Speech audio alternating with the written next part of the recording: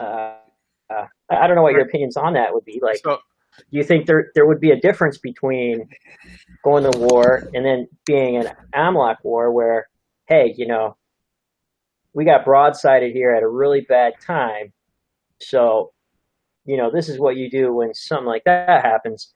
Obviously, we've internalized it, but like, is there a difference? Like, what do we think? it's never understood amongst Jews that Israelites had an obligation to eradicate every Amalekite that just stood in front of them. So Jewish law taught that anyone, including a member of the seven Canaanite nations or sub-nations, like I think Amalek would fall under. But first of all, they were also allowed to escape.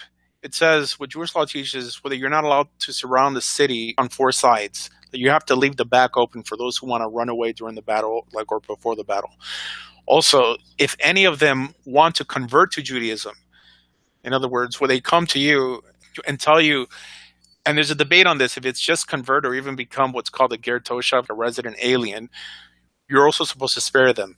And one example of this is when Saul is killed in Tanakh. There's two renditions. There's one rendition that says that he falls on his sword during Yeah, battle. both renditions are amazing. Yeah, Right. I've read. Yep.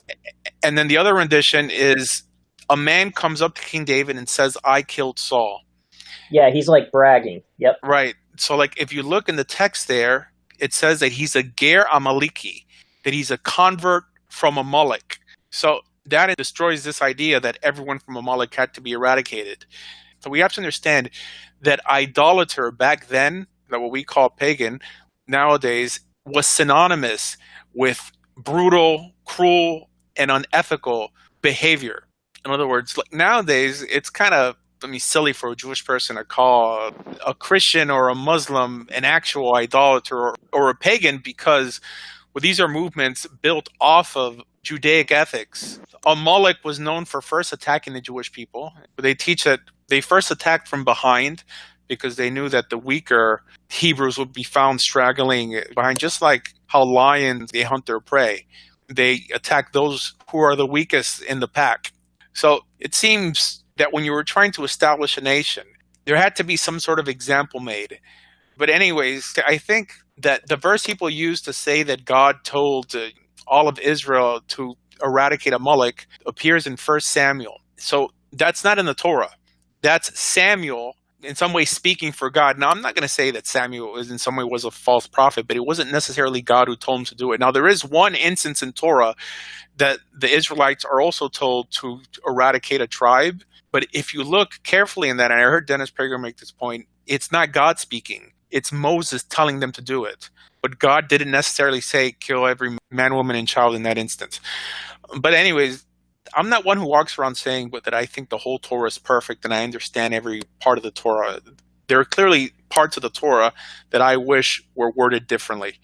Okay, and I think that when we're arguing with atheists, that we have to make this point because they think that we would be willing to drop the whole system if we found one that didn't make sense to us. And they always use one or two examples to basically toss out the whole system, which is, well, this is one of the children being killed along with the livestock and the women. And then the other is with the beautiful captive of war or the wayward son.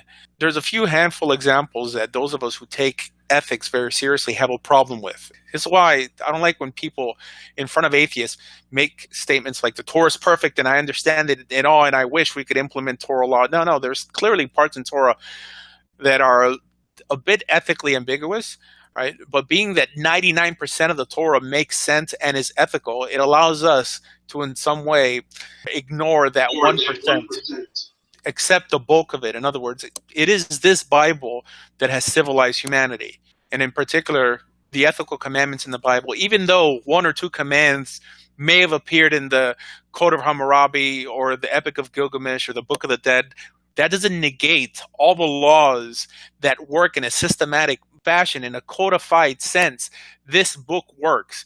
Only because, murder was outlawed in another society does not break our religion, only because the story of the flood may have been found in another book. If anything, I think that adds credence to the Bible. But even though a part of the narrative may appear somewhere else, that doesn't negate our religion. It's these laws, the entirety of these laws working together, that we know have improved this world. This is the biggest argument for our religion and the belief of a good God. This is why it's idiotic. Well, there's more certainty in atheism within a system that you could at least acknowledge that, to be conservative, 90% of it works. You're going to toss out that system for a system that's built on nothing. It's about believing that you're a piece of cosmic garbage and there's no purpose in life. It sounds like people who claim to be atheists are really angry at something else. They're more angry at religion than the Bible itself. And they basically surf these websites and pick and choose these verses just to toss at Christians. This is why even a Satanist is really a Christian. Why we can't believe in Satan unless you first believe in the Bible. There's a deeper problem there. It's not that these people just happen not to believe in God, because I think it's healthy to doubt the existence of God. In Mother Teresa's diary, she spoke about struggling with the belief in God.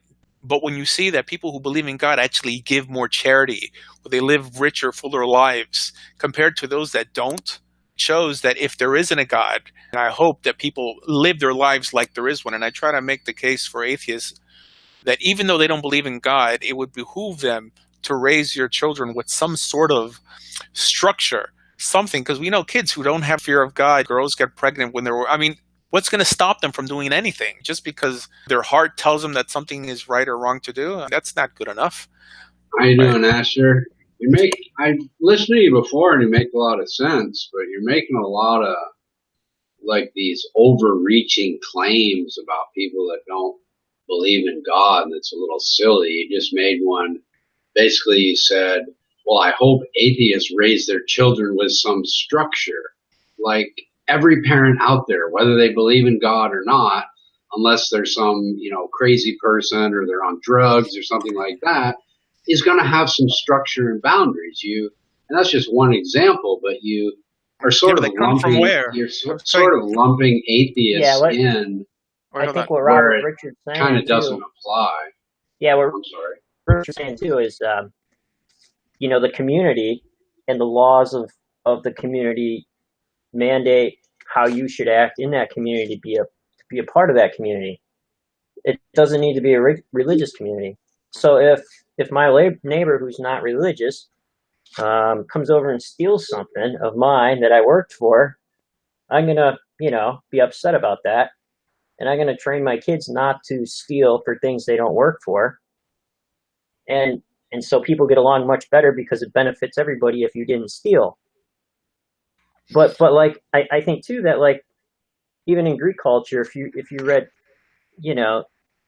Plato and things like that, like the Apologies, it's pretty amazing some of the stuff. Like the text of Gorgias from Plato talks about justice and searching for the highest forms of virtue and justice. What is that? And Socrates in that talks about we have no idea what it is because we strive for it every day, and we know a little bit about what it's not. So like I don't think that like All right, so let me respond.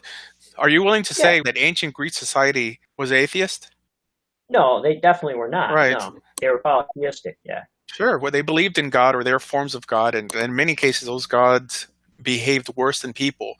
But if you're not following biblical values, you're just following the herd. So you're saying that you would trust society to make laws that work well enough for you to be able to package and hand over to your kids. But we have examples of this. We have examples of societies that have tossed out biblical values and basically just said that the state will act in place of God.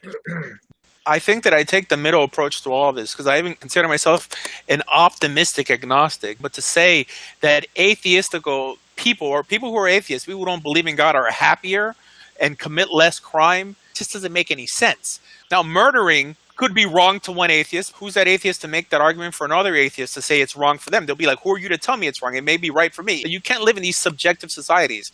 We, as religious people, know that murder is wrong because we believe in God. To assume that a society would prosper without having any absolutes in life, any ethical absolutes. Well, I have work in the morning, so could somebody